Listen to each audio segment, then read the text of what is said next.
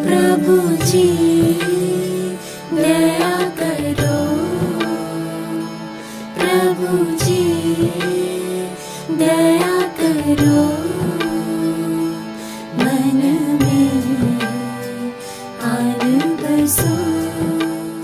सभी भजन के एक एक शब्द को बड़े ध्यान से सुन रहे हैं, इकट्ठे वही बोल सुन रहे हैं, लेकिन हर एक के मन के भाव और भावना अलग अलग हैं। ये एक दूसरे के मन की बात नहीं जानते, लेकिन मैं आपको इनके मन की बात सुना सकता हूं, क्योंकि मैं अनुभव हूं।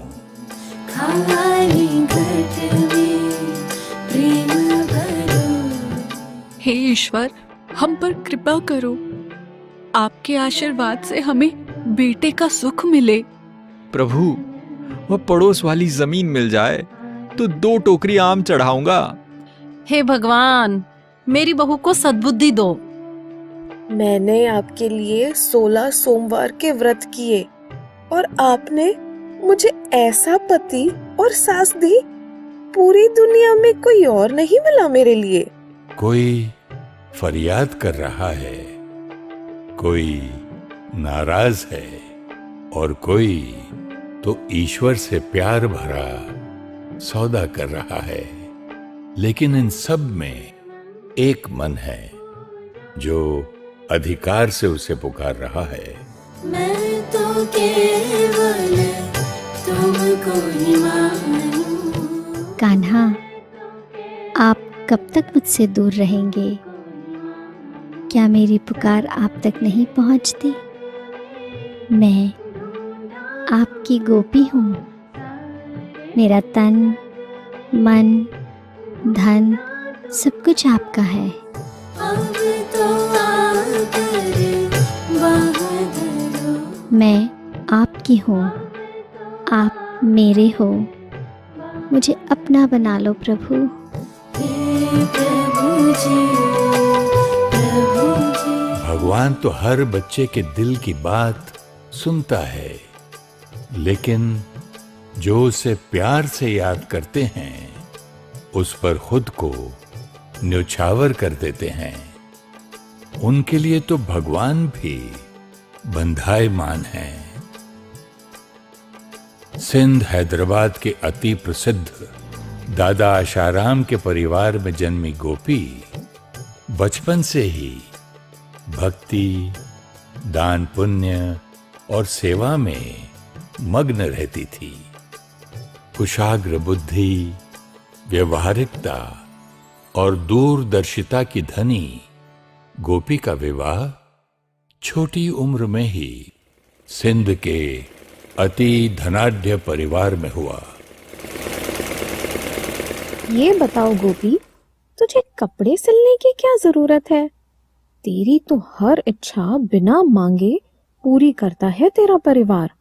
कमल, मुझे खुद की कमाई से दान करना अच्छा लगता है। वैसे तो परिवार वाले दान पुण्य के लिए कभी मना नहीं करते, लेकिन खुद के कमाए हुए धन से की हुई सेवा का सुख कुछ और ही होता है। और शायद ऐसा करने से भगवान जल्दी मिल जाए।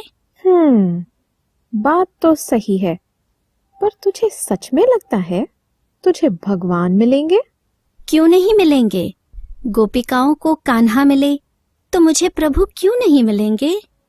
मन में अगर संपूर्ण निश्चय हो तो भटकती नाव को मांझी मिल ही जाता है। ये जो तुम्हें दिखाई देता है, ये तुम नहीं हो, ये तुम्हारा शरीर है। शरीर के अंदर जो आत्मा है, जो प्रकाश है, वो तुम हो। गोपी को बाबा के माथे पर लाइट का चक्र घूमता हुआ दिखाई दिया। वो ट्रांस में नहीं थीं। खुली आंखों से उन्हें लाइट दिखाई दे रही थी और वो परमात्मा के प्यार में खो गई।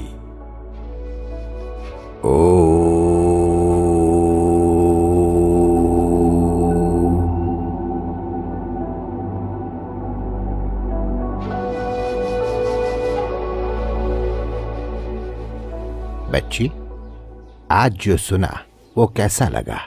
बाबा, समझ कुछ नहीं आया, लेकिन बहुत शांति मिली।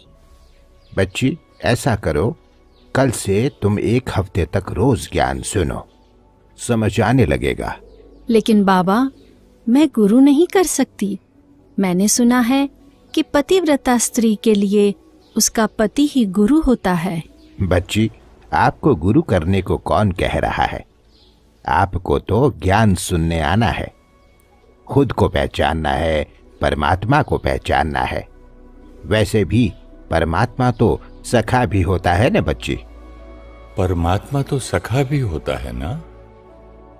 बाबा के ये शब्द सुनकर गोपी तो खुशी में गदगद हो गई। अगले दिन से ही गोपी रोज जाने लगी। बाबा ने खुद उन्हें आत्मा की पहचान, परमात्मा का परिचय, स्थूल जगत और परमधाम निराकारी दुनिया की समझ दी।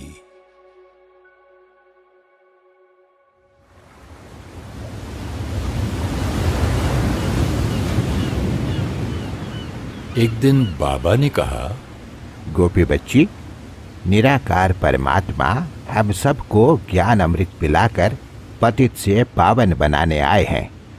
काम विकार तो नरक का द्वार है बच्ची। तुम तो समझदार बच्ची हो, तुम्हारा क्या कहना है? बाबा, मैं तो परमात्मा की सच्ची सच्ची गोपिका हूँ। मैं आज से ही पवित्रता का व्रत लेती हूँ।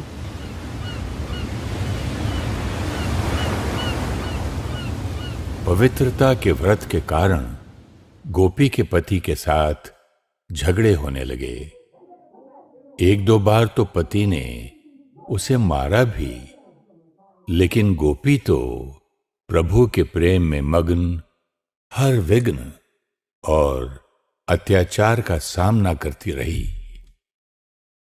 एक दिन उनके पति ने उनकी तरफ ग्लास फेंका और गोपी के सर पर गहरी चोट लग गई। उस दिन गोपी की मां रुक्मणी ने गोपी को वापस बुला लिया, लेकिन लोगों ने परिवार वालों को इतना भड़काया कि गोपी के दादा आशाराम जी ने गोपी का ओम मंडली में जाना बंद करवा दिया। लेकिन भगवान की गोपी को कौन रोक सकता था? गोपी घर छोड़, परिवार, धन संपत्ति सबको त्याग कर ओम मंडली में चली गई। बाबा ने गोपी, उनकी मां, जिन्हें यज्ञ में क्वीन मदर बुलाते थे, और बहन के लिए ओम मंडली के सामने एक मकान किराए पर लेकर दिया। बाबा, आपका बहुत बहुत धन्यवाद कि आपने हमें आश्रय दिया। ना बच्ची ना, शिव बाबा का शुक्रिया है। ये बाबा तो बस उसके हुक्म पर चलता है।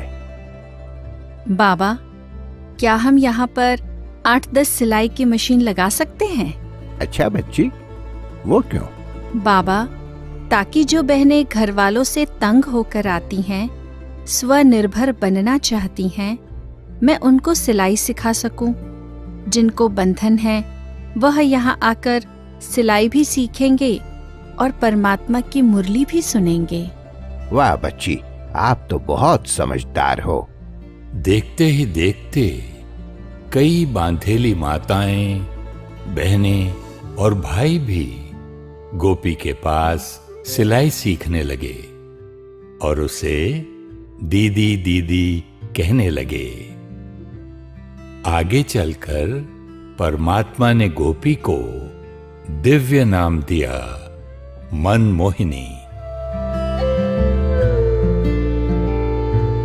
ब्रह्मा बाबा ने अपनी सारी संपत्ति 8 बहनों की ट्रस्ट बनाकर समर्पित कर दी, जिनमें एक दीदी मनमोहिनी थी।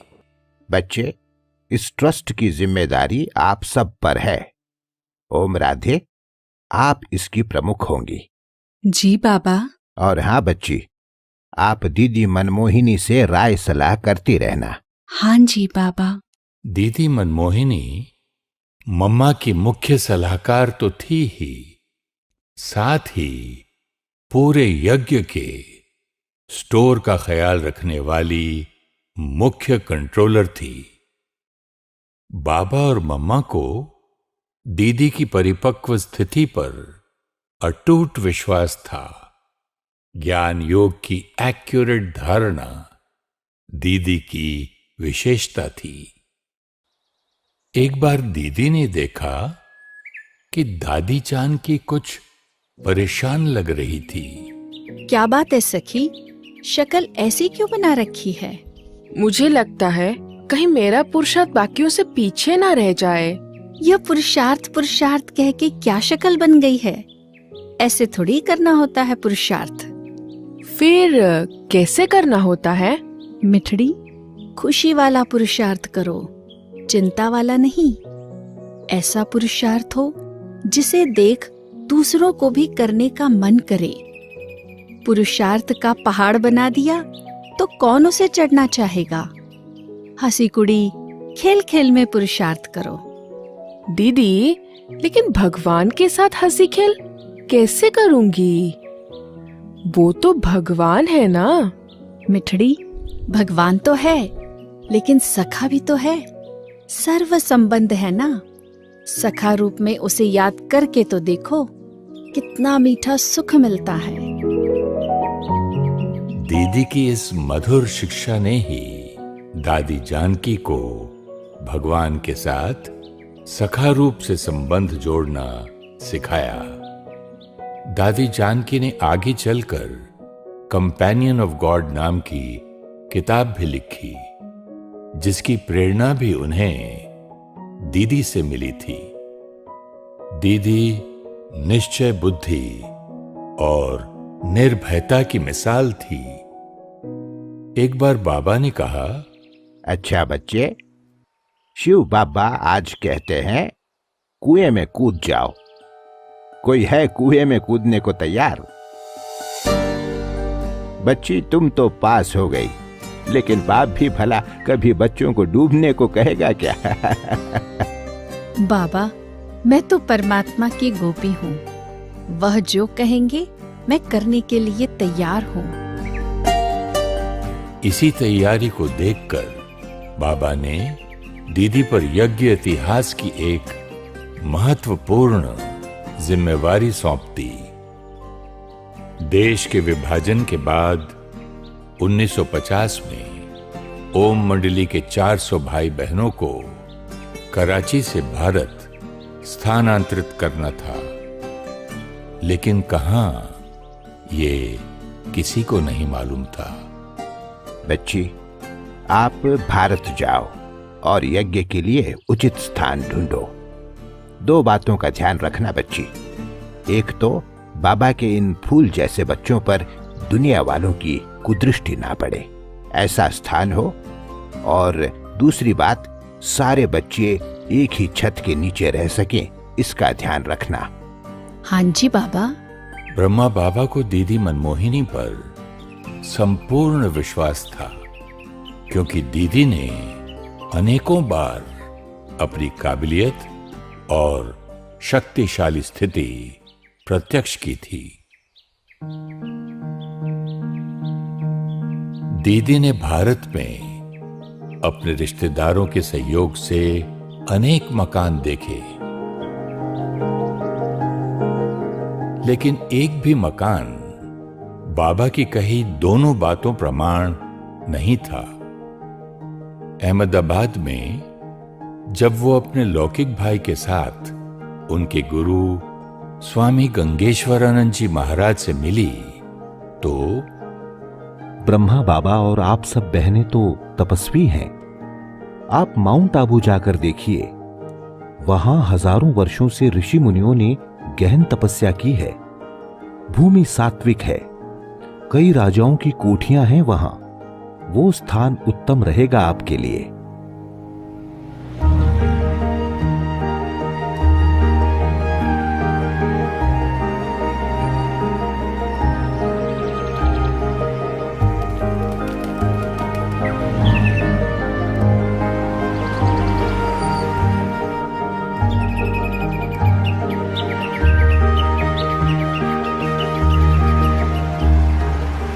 माउंट आबू में कई सारी कोठियां देखने के बाद भी दीदी को कोई जगह नहीं मिली जो संगठन के लिए सही थी। जब वो वापस जाने लगी तो ड्राइवर ने कहा, बहन जी, इतने मकान देख लिए आपने, आखिर आपको चाहिए क्या?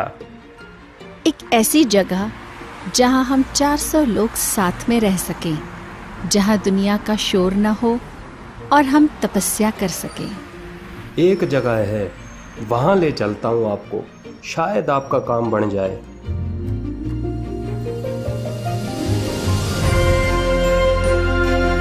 शुक्रिया बाबा, शुक्रिया। आपने हम बच्चों के लिए इतनी अच्छी जगह ढूंढी है।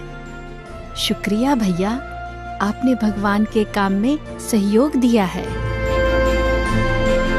5 मई 1950 को ओम मंडली का संगठन आबू पहुंच गया।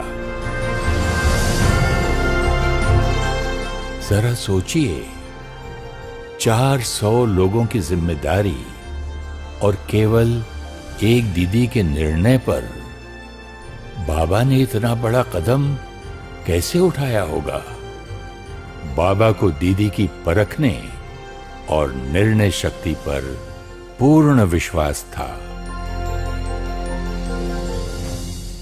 दीदी खुद जितनी धारणा मूर्त थी, यज्ञ के हर बच्चे को उतना ही धारणा युक्त बनाने का पुरुषार्थ करती थी। यज्ञ में जब सेवाएं शुरू हुईं, तो दीदी ने ही पहले पहले दिल्ली, इलाहाबाद, ग्वालियर आदि स्थानों पर जाकर धारणाओं की क्लास करा के हर एक को मजबूत बनाया। एक बार दीदी ग्वालियर में कुछ लोगों से मिल रही थी। दीदी, एक माता आपसे मिलना चाहती हैं, लेकिन थोड़ा संकोच कर रही हैं। दीदी से मिलने में संकोच कैसा? मुट्ठी, उन्हें प्यार से ले आओ। बोलो सखी, क्या पूछना था? दीदी जी, मैंने यहाँ आकर नया जीवन पाया है। शिव बाबा के प्यार का असीम सुख अनुभव कर रही हूँ। सब कुछ ही बहुत सुंदर लग रहा है, लेकिन क्या सखी? यहाँ आने से पहले मैंने गुरु किया था। मुझे उनके पास बहुत अच्छा लगता था। उनके प्रति मेरी बहुत श्रद्धा है, इसलिए मैंने उनका यह लॉकेट पहना है। क्या यहाँ आने से मुझे यह लॉकेट उतारना पड़ेगा? सखी, आप तो बड़ी भोली हो, इसलिए भोलानाथ भगवान आपको इतना प्यार करते हैं। आपकी गुरुजी के प्रति श्रद्धा है, आप लॉकेट पहने रखो, लेकिन ज्ञान से खुद को वंचित नहीं करना, क्योंकि परम गुरु परमात्मा निराकार शिव बाबा खुद ज्ञान सुना रहे हैं। कोई भी सोच चले तो उसमें अटकना नहीं, उलझना नहीं। सदा याद रखना, कोई भी विचार अगर हमारी बुद्धि को परमात्मा की याद से दूर करता है तो वह माया है। उस पर विजय प्राप्त करो, समझा? दीदी व्यर्थ और माया की पहचान हर एक को एक्यूरेट करवाती थी, और इसका एकमात्र कारण था दीदी की पढ़ाई में एक्यूरेसी। क्लास में सदा ही डायरी, पेन और चश्मा लेकर बाबा के आने से पहले पहुंच जाती थी। मुरली का दिन भर में मनन चिंतन करती और ज्ञान की पॉइंट्स में से कई सवाल जवाब निकालती थी। सारा दिन में जो भी मिलने आते, दीदी उनसे मुरली के प्रश्न पूछती और फिर कोई और बात करती। आज भी मुरली में प्रश्न उत्तर, धारणा के लिए सार जो आता है, वो दीदी ने ही शुरू करवाया था। मम्मा के अव्यक्त होने के बाद दीदी मधुबन में ही रहकर बाबा का राइट हैंड बनकर यज्ञ का सारा कारोबार संभालने लगी। बच्ची, अभी जैसे बाबा की उंगली पकड़कर चल रही हो, ऐसे ही भविष्य में सतयुग के पहले राजकुमार की उंगली पकड़ उसे चलना सिखाओगी, ये निश्चय है? हाँ जी बाबा, यह मेरा भाग्य है। ड्रामा में इतना वंडरफुल पार्ट मिला है, संपूर्ण निश्चय है और साथ साथ पुरुषार्थ भी कर रही हूँ। ब्रह्मा बाबा के अव्यक्त होने के बाद शिव बाबा ने दीदी और दादी की जोड़ी को यज्ञ संभालने के निमित्त बनाया। परमात्मा शिव बाबा ने ये बात सबको पक्की कराई कि विश्व परिवर्तन का कार्य परमात्मा खुद करा रहे हैं। बच्चों को निमित्त बनाकर यज्ञ भी चलेगा और सेवाएं भी होंगी। शिव बाबा ने कहा, दादी प्रकाशमणि माइक है और दीदी मनमोहिनी माइट है। माइट शक्ति आती कहां से है? परमात्मा और उनके कर्तव्यों से। जिसका सच्चा प्रेम है वो शक्ति स्वरूप बन जाते हैं और अपने संग से दूसरों को भी बनाते हैं। एक बार दीदी ने दो बहनों को काफी देर तक एक ही जगह पर बैठे बातें करते देखा। उसमें से एक ने दीदी को देखा तो वहां से उठकर चली गई। मेरी मीठी सखी, क्या बातें कर रही थी तुम दोनों? दीदी, हम रूह रेहान कर रहे थे। अच्छा, कौन सी पॉइंट पर? जरा मुझे भी सुनाओ। दीदी, आपको तो सब आता है, हम तो बस यूं ही ज्ञान की बातचीत कर रहे थे। दीदी ने उसके सिर पर हाथ फेरते हुए कहा, मुट्ठी, ज्ञान की बातचीत होती तो सुनाने में हिचक नहीं आती। हमेशा याद रखना, किसी को भी सखी तो बनाओ, लेकिन सहेली मत बनाओ। मतलब? सहेली वह जो इधर उधर की बातें करे, गपशप करे, और सखी मतलब वह जो ज्ञान मुरली का मनन करे, उनके पॉइंट्स पर चिंतन और चर्चा करे। समझी सखी? संग के रंग से व्यर्थ संकल्प ना चलें, इसकी संभाल दीदी ने खुद भी की और दूसरों को भी अटेंशन दिलाया। एक बार दो कुमार दीदी से मिल रहे थे। दोनों की प्रभु प्रेम की लगन देखकर दीदी ने उनसे कहा, राजू भाई, आप बाबा के यज्ञ में समर्पित होना चाहेंगे? जी दीदी, बाबा को ही अब सब कुछ समर्पित है। अच्छा, और आप रमेश भाई? दीदी, मैं तो निर्बंधन हूं, समर्पित होना चाहता हूं, लेकिन आप जैसा कहेंगे। अच्छा, समर्पित तो हो जाओगे, लेकिन यहाँ माया बहुत आएगी, उसका क्या करोगे? माया? दीदी, यज्ञ के अंदर कैसी माया? संगठन में संग से भी माया आ सकती है। 3 बातों का ध्यान रखना। पहली बात, अगर यज्ञ में कोई रह रहा है लेकिन दिल से सेवा नहीं कर रहा है, बोझ समझकर चलता है, बहानेबाजी करता है, ऐसे के संग में बैठोगे तो रंग लग जाएगा। दूसरी बात, अगर कोई सेवा बहुत करता है लेकिन पढ़ाई नहीं करता, अमृत वेले योग नहीं करता, मुरली क्लास नहीं करता है, तो ऐसे के संग से दूर रहो, क्योंकि वह सेवाधारी है लेकिन योगी नहीं।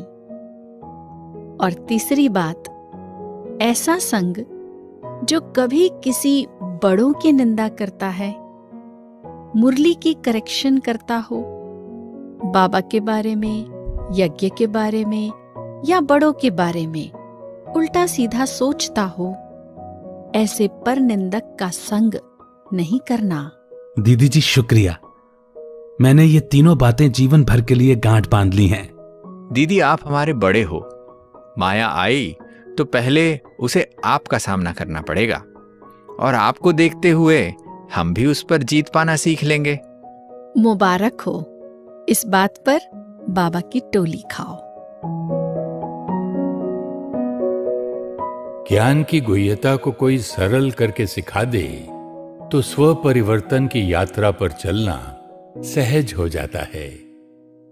दीदी ने ही मधुबन में भट्टियां, टीचर्स ट्रेनिंग और शिविर शुरू करवाए, जो आज तक बाबा के बच्चों को मधुबन तपस्या भूमि से जोड़कर रखते हैं। देखो, बाबा कहते हैं कि बाबा का एक एक कुमार कमाल करने वाला है। आप सब कौन से कुमार हो? ब्रह्मा कुमार तो बहुत हैं। सफेद ड्रेस और बैज पहन लिया, बन गए ब्रह्मा कुमार। आप सिर्फ ब्रह्मा कुमार नहीं, अब तपस्वी कुमार बनो। तपस्या क्या है? एक बाबा दूसरा न कोई, कहीं पर भी तुम्हारी आंख न जाए। कोई कितना भी अच्छा हो, कितना भी गुणवान हो, लेकिन उसको बनाने वाला कौन? बोलो, शिव बाबा। तो सदा याद रखना कि मैं तपस्वी कुमार हूं। बाबा, मैं तुम्ही से बैठूं, तुम्ही से सुनूं, तुम्ही को अपने दिल का हाल सुनाऊं, ऐसा अभ्यास करो। दीदी, आज जो आपने कुमारों की क्लास कराई थी, उसकी रिकॉर्डिंग एक भाई मांग रहा है, दे दूं उन्हें? रिकॉर्डिंग नहीं देना, क्लास के समय जो पॉइंट अच्छी लगी वह धारण करे। लेकिन दीदी, वो बहुत जिद कर रहा है, कहता है कि दीदी की क्लास बहुत अच्छी लगी, उसे बार बार सुनना है और दूसरों को भी सुनाना है।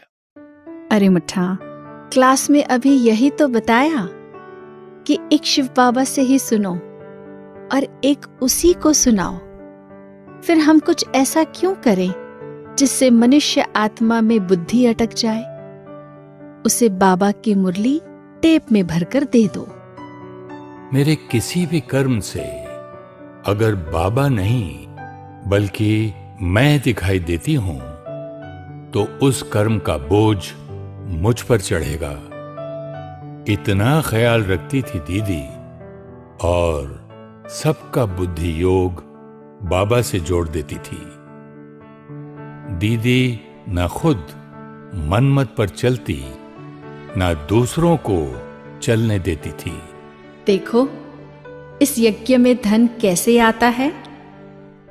कोई माता घर खर्च में से एक एक पाई जमा करती है। कोई बांधेली माता खुद पर खर्चा न कर अपनी पूंजी भेजती है। कोई छोटा सा कुमार अपनी पॉकेट मनी में से बचाकर भेजता है। यज्ञ में आने वाले एक एक पैसे में त्याग है, तपस्या है, बाबा के लिए प्यार है। हमें एक एक पाई का सम्मान करना चाहिए।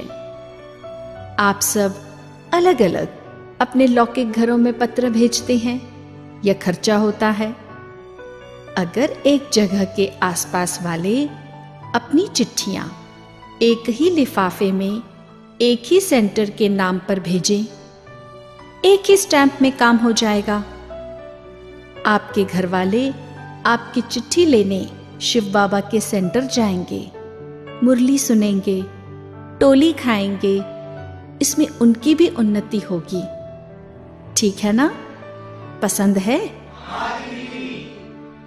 एक परमात्मा पर समर्पित एक नामी और इकोनॉमी से यज्ञ को संभालने वाली दीदी दादी जैसे कि दो हंसों की जोड़ी जो एक दूसरे की राय के बगैर कोई कदम नहीं उठाती थी। दोनों ने संगठन को इतना मजबूत किया कि धीरे धीरे देश विदेश के अनेक बच्चे मधुबन आने लगे। ओम शांति दीदी। दीदी, ये सिस्टर मोरीन है। दीदी सिस्टर मोरीन को शक्तिशाली दृष्टि देती रही। सिस्टर मोरीन को अशरीरीपन का अनुभव होने लगा। उन्हें लगा जैसे अनेक जन्मों के बोझ पल भर में उतर गए। दीदी ने कहा, मोरीन नहीं, मोरनी। तुम बाबा की मोरनी हो। You are not Maureen, you are Morni, means peahen, God's peahen. Morni, I'm Baba's Morni. I English बुद्धू, तुम हिंदी बुद्धू, लेकिन आत्मा आत्मा सखी, फ्रेंड, ओके? प्रभु प्रेम में डूबी हुई दीदी कितनी सहजता से हर एक को प्रभु प्रेम में रंग देती थी। हर रोज मुरली के बाद दीदी भी बाबा की तरह सभी पत्रों के जवाब देती। सारे जवाब लिखकर ही दीदी नाश्ता करती थी। पत्र में इंग्लैंड के पहले हिस्से में मुरली के पॉइंट्स लिखती, फिर सेवा की बात लिखती थी। दीदी को जो भी किसी के बारे में कुछ याद आता था वो उसको नोट करती थी। पत्र लिखते हुए वो नोट्स को सामने रख उनकी विशेषताएं लिख उनमें बल भरती और प्यार भरी शिक्षा और राय भी देती थी। दादी और दीदी अक्सर टीचर बहनों से मिलकर उनसे सेवा समाचार सुनती थी।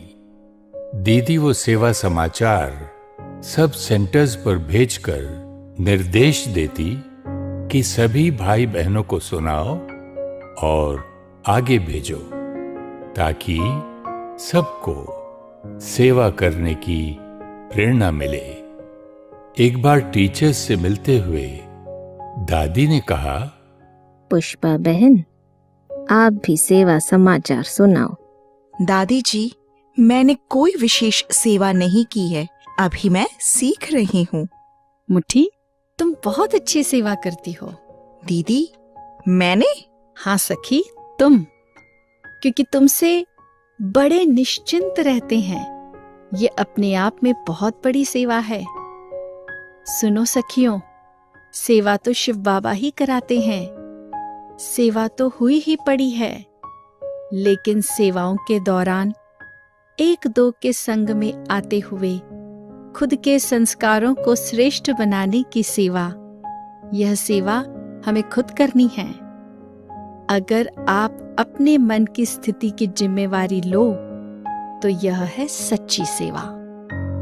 दीदी ने हमेशा सेवा से पहले अटेंशन स्थिति पर खिंचवाया, क्योंकि स्थिति से ही तो सेवा होती है। दीदी सखी बन खेल खेल में ऊंची शिक्षाएं समझा देती और मां बनकर शक्तिशाली पालना करती। दीदी को बचपन से ही चलने में तकलीफ थी। तकलीफ के बावजूद वो सीढ़ी चढ़कर दादी चंद्रमणि से मिलने पहुंच गई, जिनकी तबीयत ठीक नहीं थी। दीदी को देखकर उनकी आधी बीमारी ठीक हो गई। चंद्रमणि बहन, कैसी हो आप? दीदी, कुछ दिनों से मुझे तेज बुखार है और दर्द भी बहुत है। मीठी बहन, कभी यह मत कहना कि मुझे बुखार है। कहो मेरे शरीर को बुखार और दर्द है। हम सब तो अति इंद्रिय सुख में हैं। ममतामयी दीदी ने उनके माथे पर हाथ फेरा तो जैसे सारा दर्द खींच लिया। एक एक की पर्सनल देखभाल, उनकी संभाल, कभी पिकनिक करना तो कभी रास, कभी क्रिकेट खेलना तो कभी बैडमिंटन। दीदी हरेक को ज्ञान, योग और पालना से बहलाती रहती। रोज शाम को स्व पुरुषार्थ की कचहरी भी लगाती। कभी कभी भंडारे का काम ज्यादा हो तो कचहरी के दौरान ही हरेक से सब्जी कटवा लेती। दीदी तीव्र पुरुषार्थी थी। उन्हें अपने जीवन का लक्ष्य सदा याद रहता था। अगर कोई व्यर्थ बात करता तो कहती, भाई छोड़ो न इन सब बातों को। अपनी शक्ति और समय व्यर्थ में ना गवाओ। शिव बाबा को याद करो। अब घर जाना है। अब घर जाना है, ये दीदी का महामंत्र बन गया। चाहे किसी से पर्सनल मिल रही हो या क्लास करा रही हो, दीदी बार बार याद दिलाती, अब घर जाना है। एक बार चिटचैट के दौरान किसी ने पूछ लिया, दीदी इतनी जल्दी थोड़ी ही घर जाना है? अभी तो कितनी सेवा बाकी है। देखो बहन, सेवा शिव बाबा कराते हैं, वह तो समय अनुसार होनी ही है। उसमें हम आत्माओं का कोई विशेष पुरुषार्थ नहीं है। हमारा पुरुषार्थ तो नष्टो मोहा बनने का है। हमें चेक करना चाहिए कहीं हम में कोई मोह तो नहीं। कई बार सेवा का, स्थान आदि का मोह हो जाता है। लोगों से मोह तो आसानी से खत्म हो जाता है, लेकिन सेवा का मोह भी रॉयल मोह है। लोहे की जंजीरें टूट जाती है, लेकिन पता ही नहीं पड़ता कब सुनहरे धागों से बंध जाते हैं। दीदी, इस सूक्ष्म मोह से कैसे मुक्त हो? बाबा ने नष्टो मोहा बनने की समझानी हमें दी है, लेकिन हमें धारणा में लानी है। अगर मैं आत्मा यह याद रखूं कि मैं तो यहाँ मेहमान हूँ, घर तो मेरा परम धाम है। अब मुझे कर्मों के हिसाब किताब चुकतू कर घर वापस जाना है। कोई नया हिसाब किताब नहीं बनाना है। घर जाना है याद रहेगा तो इस दुनिया की कोई भी आकर्षण नहीं खींचेगी। घर याद रहेगा तो घर में रहने वाला मीठा शिव बाबा भी याद रहेगा। हम इस दुनिया में सिर्फ सेवा अर्थ हैं, स्व अर्थ नहीं। तो फिर इस दुनिया से कोई इच्छा नहीं, स्व अर्थ कुछ नहीं चाहिए। नष्टो मोहा सहज बन जाएंगे। इसलिए बहुत गई, थोड़ी रही, थोड़ी की भी थोड़ी रही। तो हमेशा याद रखना है, अब घर जाना है। एक दिन सुबह अमृत वेले दीदी को हल्का सा चक्कर आया और चोट लगने पर खून निकल आया। डॉक्टर ने बताया कि दीदी को ब्रेन में क्लॉट है।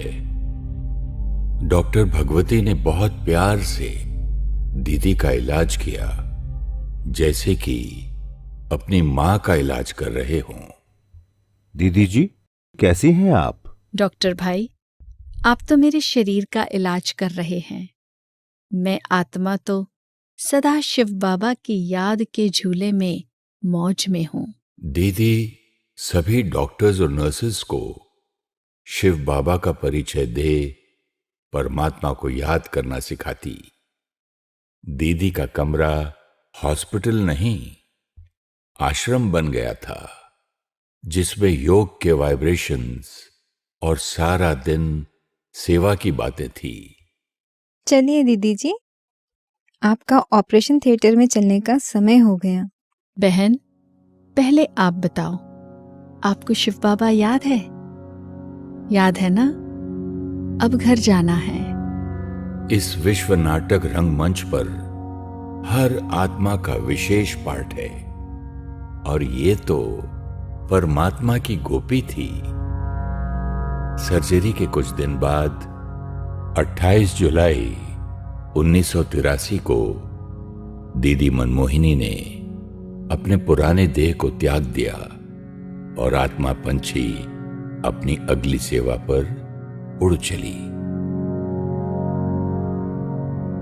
मैं तो सबके मन को जानता हूं, संकल्प चल रहे थे।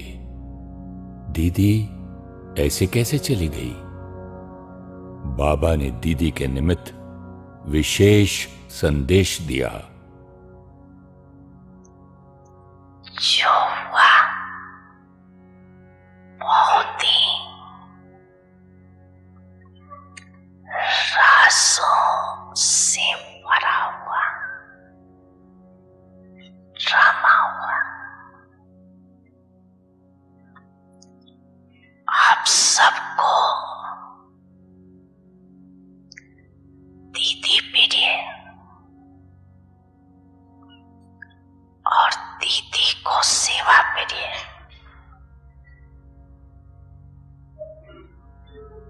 इसलिए सेवा ने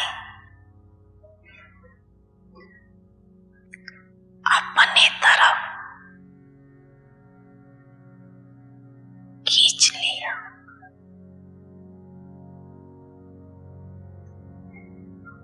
न भगवती का दोष है न भगवान का।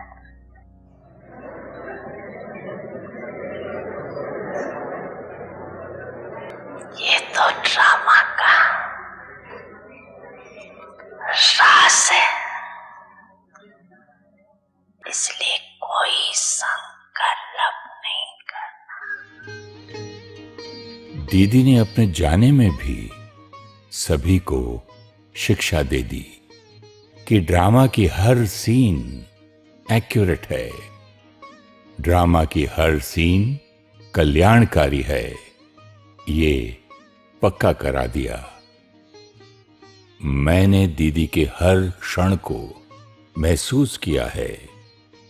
मैं अनुभव हूं, इसलिए आप सबसे आज यही कहूंगा, दीदी की तरह परमात्मा के साथी बनकर और सब बातों से साक्षी होकर अपनी स्थिति को परिपक्व बनाओ, क्योंकि सच्चाई तो यही है, अब घर जाना है।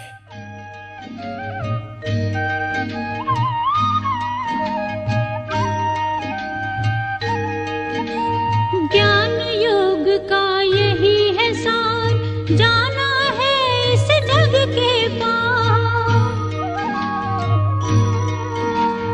परम धाम से आए हैं शिव, ले जाने हम सबको साथ।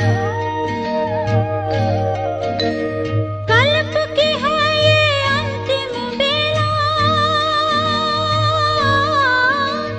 कल्प की है ये अंतिम बेला, कर्मातीत बन जाना है।